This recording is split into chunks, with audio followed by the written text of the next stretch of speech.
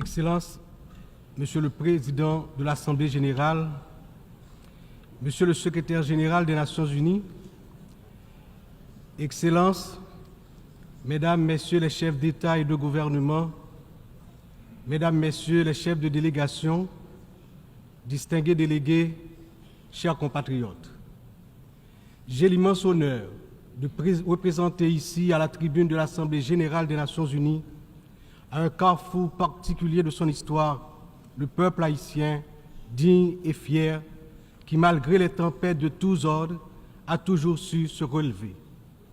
Première république noire du monde, Haïti porte dans ses entrailles la fierté d'une lutte héroïque pour la liberté et la dignité humaine. Elle se trouve aujourd'hui à un carrefour décisif. C'est donc avec le poids de cette histoire et l'espoir d'un avenir meilleur que je m'adresse à vous en appelant à la solidarité agissante de la communauté internationale. Permettez-moi tout d'abord d'adresser mes chaleureuses félicitations à vous, Son Excellence Philémon Yang, ancien Premier ministre du Cameroun, pour votre élection en tant que président de cette 79e session de l'Assemblée générale. Haïti se tient fermement à vos côtés et vous assure de tout son soutien tout au long de votre mandat afin de faire de cette session un succès pour l'ensemble de la communauté internationale. Qu'il me soit permis aussi de saluer l'excellente qualité du travail accompli au cours de la 78e session par votre prédécesseur, Son Excellence, M. Denis Francis de Trinité et Tobago, qui a su conduire les travaux avec dextérité, sagesse et leadership.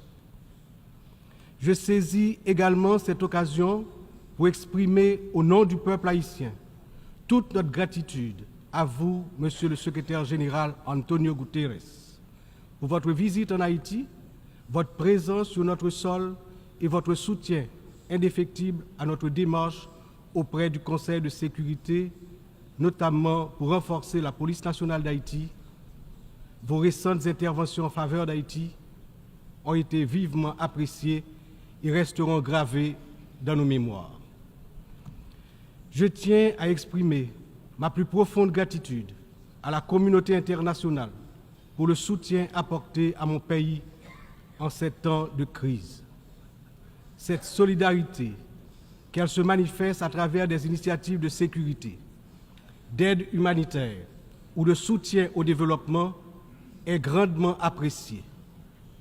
Par cette coopération continue et mieux adaptée, Haïti se remettra plus forte, plus résiliente et engagera confiante sa marche assurée vers le développement et le progrès. Je salue ici tous les compatriotes haïtiens à travers le monde qui, tout en restant attachés à leur pays natal, sont obligés de chercher d'autres cieux plus cléments pour gagner leur vie. Tout le monde reconnaît qu'ils sont de rudes travailleurs. Je veux leur dire, partout où ils se trouvent, que le Conseil présidentiel de transition et le gouvernement pensent à eux en attendant que les conditions soient réunies pour qu'ils reviennent au bercail. J'en profite pour saluer Amnesty International et d'autres organismes opérant dans le domaine de la défense des droits humains qui suivent de près les violations des droits des migrants haïtiens à travers le monde. Je me permets, au nom du peuple haïtien, de saluer fraternellement tous les amis d'Haïti qui ont fait preuve de solidarité envers les migrants de notre pays, en particulier ceux résidant à Springfield dans l'Ohio aux États-Unis. La longue histoire d'amitié et de solidarité réciproque entre nos deux nations, depuis notre participation à la bataille de Savannah en 1779, nous permet de dire avec confiance que le peuple américain rejette toute incitation à la haine contre notre communauté. La participation active des immigrés haïtiens à différents niveaux de la vie des États-Unis est tangible et significative.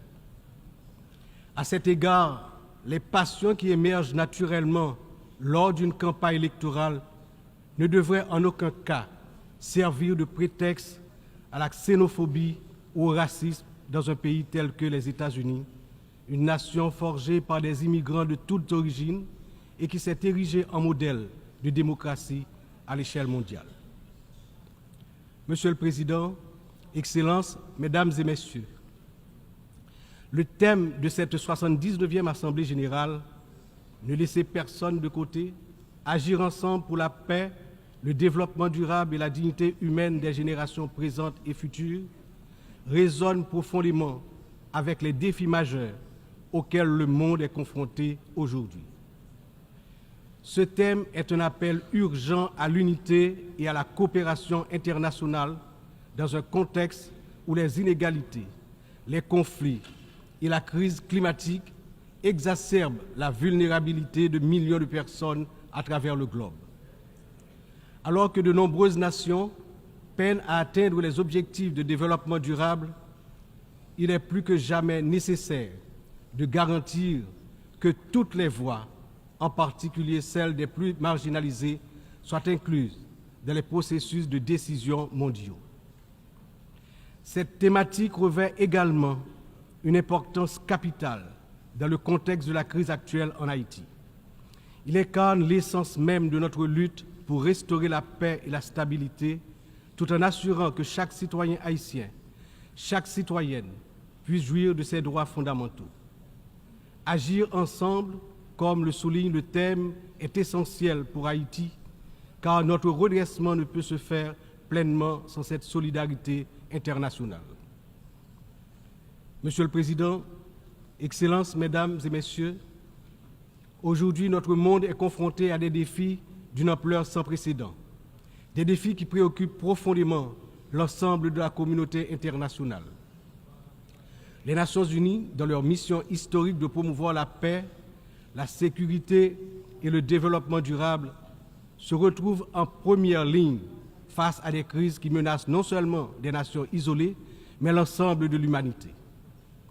Le changement climatique est sans doute l'un des plus grands périls de notre époque. D'après les données récentes du groupe d'experts intergouvernemental sur l'évolution du climat, la température mondiale a déjà augmenté d'environ 1,1 degré centigrade depuis l'ère pré-industrielle. Cette élévation a provoqué une intensification des phénomènes climatiques extrêmes tels que les ouragans, les sécheresses, les inondations, des catastrophes qui affectent particulièrement les nations les plus vulnérables comme Haïti. En 2023, le Programme des Nations Unies pour le développement a estimé que plus de 100 millions de personnes supplémentaires risquent de basculer dans la pauvreté d'ici à 2030 en raison des effets du changement climatique. Pour Haïti, qui fait partie des pays les moins émetteurs de gaz à effet de serre, mais qui en subit les impacts les plus dévastateurs, cette crise mondiale exacerbe nos difficultés à garantir la sécurité alimentaire, l'accès à l'eau potable et la stabilité économique. Les conflits armés continuent également de semer la destruction et de ravager des vies humaines. Selon le Haut Commissariat des Nations Unies pour les réfugiés, le nombre de personnes déplacées de force a atteint 110 millions en 2023, un chiffre qui n'a jamais été aussi élevé dans l'histoire de l'humanité. Que ce soit en Syrie, en Ukraine ou dans la région du Sahel, ces conflits prolongés exacerbent la pauvreté, détruisent des infrastructures vitales et entraînent des flux massifs de réfugiés. Le monde ne peut rester inactif alors que des millions d'hommes, de femmes et d'enfants fuient les violences en quête de sécurité et de dignité. L'engagement de la communauté internationale est plus que jamais nécessaire pour trouver des solutions diplomatiques et promouvoir des initiatives de consolidation de la paix. Un autre défi majeur concerne les inégalités économiques qui continuent de se creuser. Selon le rapport sur le développement humain 2023 du PNUD, près de 1,2 milliard de personnes vivent encore dans la pauvreté multidimensionnelle, c'est-à-dire qu'elles manquent d'accès à des services essentiels tels que la santé, l'éducation et des conditions de vie décentes. La pandémie de Covid-19 a amplifié ces inégalités, poussant des millions de personnes supplémentaires dans la pauvreté. Pour des nations comme Haïti, l'impact a été dévastateur. Avec un taux de pauvreté des plus élevés, le pays fait face à des défis structurels profonds. Mais ces inégalités ne sont pas seulement un problème haïtien, elles sont un problème mondial qui requiert des réformes économiques globales. En outre, les défis liés à l'insécurité alimentaire se sont intensifiés ces dernières années.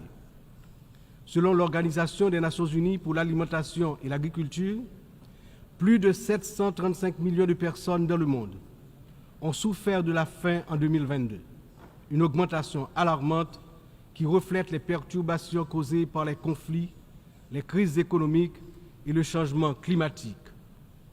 Haïti, malheureusement, ne fait pas exception.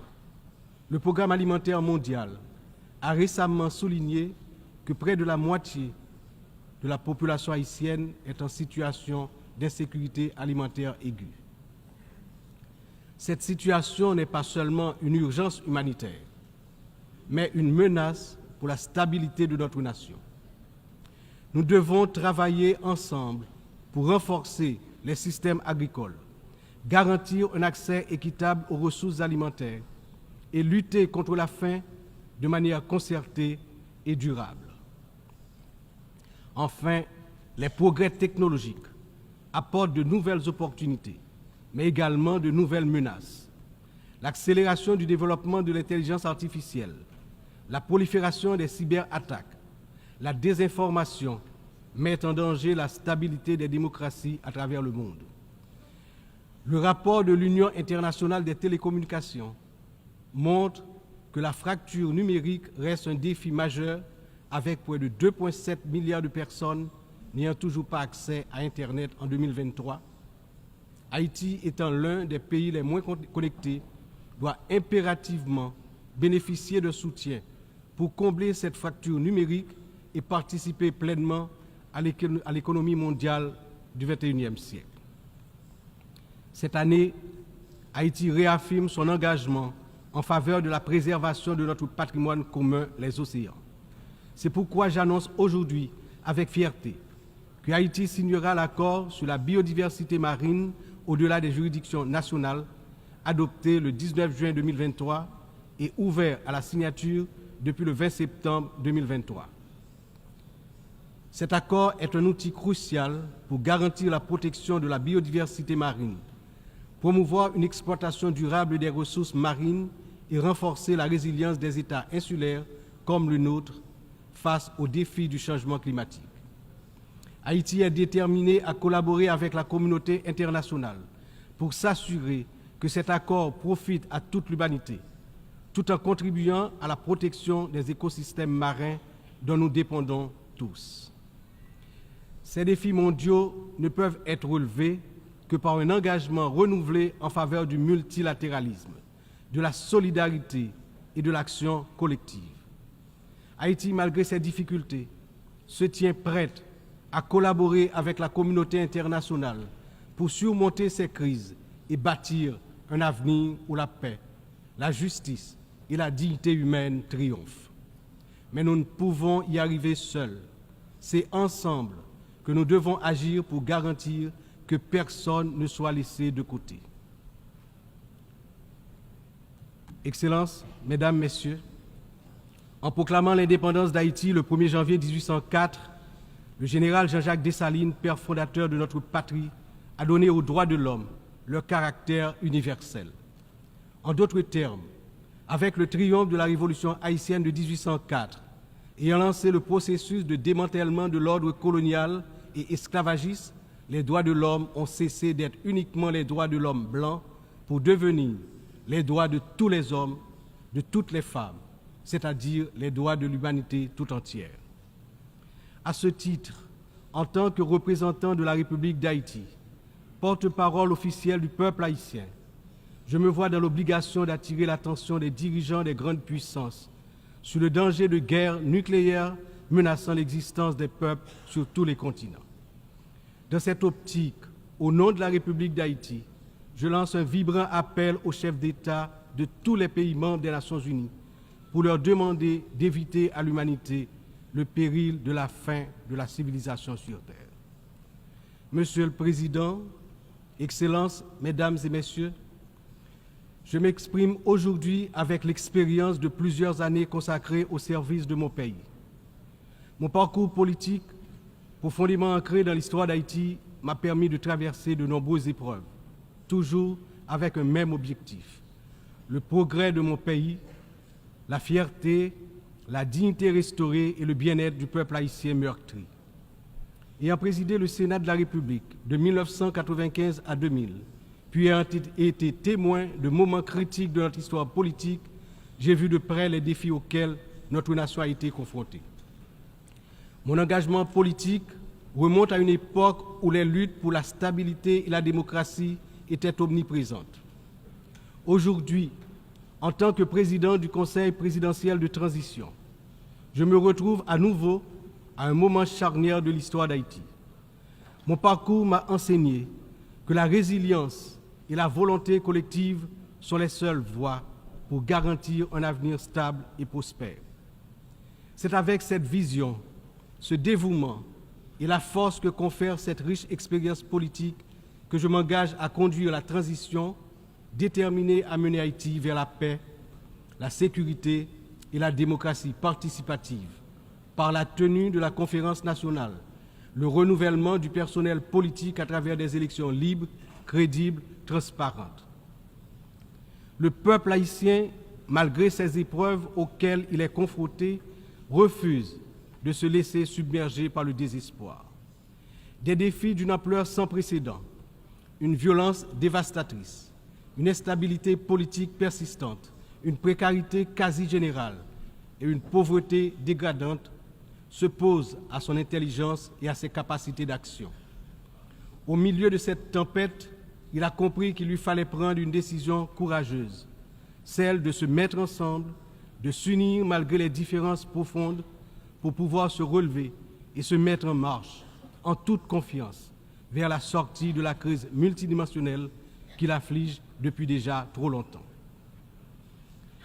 La création du Conseil présidentiel de transition est une matérialisation de cette décision, un exemple tangible de cette volonté de se réconcilier avec soi-même. Ce Conseil qui rassemble organisations de la société civile et toutes les tendances politiques du pays est le fruit de longues négociations. Il incarne la pluralité de la société haïtienne. Sa feuille de route est claire: restaurer la sécurité publique, organiser des élections libres, transparentes à la fin de l'année 2025, rétablir la confiance dans les institutions de l'État. Pour y parvenir, nous, responsables au plus haut niveau de l'État, savons que nous aurons besoin du soutien de la communauté internationale. Mais d'abord, nous devons compter sur nous-mêmes, sur notre résilience, notre capacité à surmonter les divisions internes. Il est important de souligner que la résolution des problèmes d'Haïti repose avant tout sur les épaules du peuple haïtien. Il est de notre devoir, en tant que nation souveraine, de prendre en main notre destin, de surmonter les divisions et de construire ensemble un avenir de paix et de prospérité. Cependant, cette responsabilité n'incombe pas seulement à nous. La communauté internationale, les Nations Unies, les puissances étrangères qui ont souvent joué un rôle décisif dans l'histoire d'Haïti ont également une part essentielle dans ce processus de restauration de la paix, de redressement économique, de renouvellement institutionnel et d'établissement d'un État de droit. En ce sens, l'échec d'Haïti à se relever n'est pas seulement celui d'une nation. Il traduit un échec collectif, une incapacité mondiale à respecter pleinement les principes de solidarité, de justice et de coopération internationale. C'est ensemble, avec une responsabilité partagée et un engagement renouvelé, que nous pourrons transformer cette crise en opportunité et tracer une voie durable vers la paix. Aujourd'hui, Haïti fait face à une crise sécuritaire d'une gravité sans précédent. La montée en puissance des gangs armés, la violence généralisée, l'instabilité politique ont plongé la nation dans un état de vulnérabilité extrême. Les citoyens vivent dans la peur, incapables de circuler librement partout sur le territoire national, d'aller travailler ou d'envoyer leurs enfants à l'école sans risque, notamment dans la région métropole de Port-au-Prince, la capitale. Cette situation affecte tous les aspects de la société haïtienne, fragilise les institutions, paralyse l'économie, mine l'espoir de lendemain meilleur. L'avenir du pays est menacé. 50% de l'effectif des gangs de la région de la capitale sont constitués d'enfants et d'adolescents, filles et garçons. Ils servent souvent de chair à canon lors des opérations contre les forces de l'ordre. Ils sont l'objet de graves violences de toutes sortes, y compris des violences sexuelles. Ces abus et violences exercés contre des enfants et des adolescents doivent être considérés comme un crime contre l'humanité, compte tenu de leurs conséquences sur les générations à venir. Le rétablissement de la sécurité nationale est une priorité absolue pour les autorités haïtiennes. Elles sont pleinement engagées à mettre fin à cette spirale de violence et à restaurer l'ordre afin de garantir à chaque citoyen, à chaque citoyenne, le droit fondamental à la sécurité. Elles sont conscientes que la paix et la stabilité sont les fondements indispensables pour permettre à Haïti de se redresser, de rétablir la confiance dans ses institutions, d'assurer le développement socio-économique du peuple. Dans cette optique, la décision du Conseil de sécurité d'autoriser le déploiement de la mission multinationale d'appui à la sécurité à travers la résolution 2699 a été une réponse directe aux appels du peuple haïtien. Cette mission, bien que n'étant pas une force onusienne classique, incarne l'engagement de la communauté internationale à soutenir Haïti dans sa lutte contre l'insécurité. J'exprime au nom du peuple haïtien ma profonde gratitude aux États contributeurs, notamment au Kenya, pour avoir accepté d'assumer le leadership de la mission, ainsi qu'à tous les pays qui ont apporté leur soutien. Les forces de sécurité nationale, avec l'appui de la mission, ont déjà montré des résultats tangibles sur le terrain permettant à la population de retrouver progressivement une certaine normalité. Beaucoup, néanmoins, reste encore à faire. Haïti a accueilli plusieurs missions des Nations Unies au cours des 3 dernières décennies, notamment la MINUSTA. Si certaines de ces missions ont contribué à stabiliser temporairement le pays, elles ont également laissé un héritage lourd de conséquences. Des allégations de violations graves des droits humains, y compris des abus sexuels, ont ébranlé la confiance du peuple haïtien. L'absence de poursuite et de réparation pour les victimes a renforcé un sentiment d'impunité, minant ainsi les efforts de reconstruction. Il n'est cependant jamais trop tard pour bien agir et pour tirer des leçons du passé. En repensant l'approche, nous avons l'opportunité de redorer le blason des missions internationales en Haïti et de construire un avenir meilleur pour le peuple haïtien. C'est dans cet esprit que nous souhaitons voir amorcer une réflexion sur la transformation de la mission de soutien à la sécurité en une mission d'opération de maintien de la paix sous mandat de l'Organisation des Nations Unies.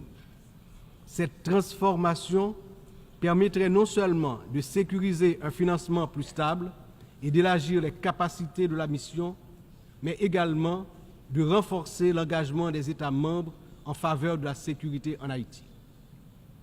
Je suis convaincu que ce changement de statut, tout en s'assurant que les erreurs du passé ne se répètent pas, garantira le plein succès de la mission en Haïti.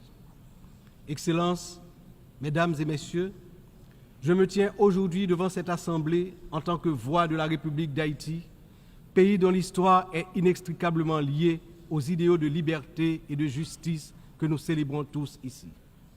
Mais Haïti, la première nation noire indépendante du monde, est aussi la grande victime d'une injustice historique qui a non seulement retardé son développement, a aussi marqué son peuple d'un fardeau dont les répercussions se font encore sentir. En 1825, à peine 21 ans après avoir gagné sa liberté au prix d'une lutte héroïque, Haïti a été contrainte de payer une dette colossale à la France, pays colonisateur, en échange de la reconnaissance de son indépendance. Cette rançon imposée sous la menace a siphonné les ressources de la jeune nation, la plongeant dans un cycle infernal d'appauvrissement dont elle peine toujours à sortir. Cette dette a été une forme de punition pour sa hardiesse à se libérer des chaînes de l'esclavage et hisser l'être haïtien à la dignité de l'homme. Elle a été une pénalité injuste qui a asphyxié le potentiel économique et social du peuple noir d'Haïti pendant des générations. Dans le contexte d'aujourd'hui, où plus que jamais, l'attention est portée sur les efforts pour restaurer sans délai la sécurité et répondre aux immenses besoins humanitaires en Haïti, il me paraît important d'attirer l'attention de l'Assemblée sur les séquelles du passé colonial et des rançons payées à certaines puissances qui ont largement hypothéqué le développement d'Haïti. Il n'est pas sans intérêt de rappeler qu'Haïti a été le seul pays à avoir payé pour son indépendance, obtenue pourtant dans le feu et dans le sang. À la veille du bicentenaire de cet événement inédit dans l'histoire du monde, n'est-il pas venu le moment de la restitution des montants consentis? À cet égard, mon pays s'est félicité des propositions formulées par un certain nombre de gouvernements et également certaines agences des Nations Unies pour des actions concrètes en vue de la reconnaissance, la réparation et la restitution des torts du passé.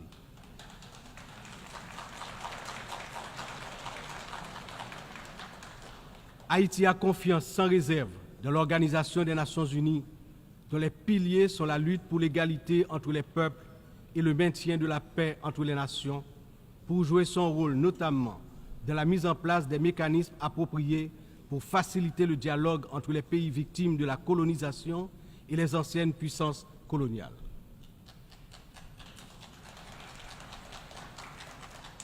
Ici, à cette 79e session de l'Assemblée générale, Haïti est par mon entreprise, non pas simplement pour revendiquer une réparation, mais pour poser une question de principe, celle de la justice immanente. Ma démarche est résolument engagée, structurée et bien documentée. Le Comité national de restitution et réparation, en collaboration avec la Commission des réparations de la CARICOM, a déjà entrepris des travaux exhaustifs sur ce sujet.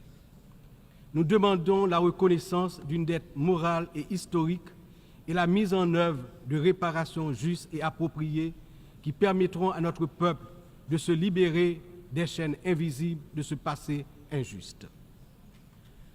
Excellences, Mesdames et Messieurs, l'histoire nous enseigne que les nations ne se relèvent pas dans l'isolement, mais dans l'union des forces, dans l'engagement résolu à bâtir un avenir commun.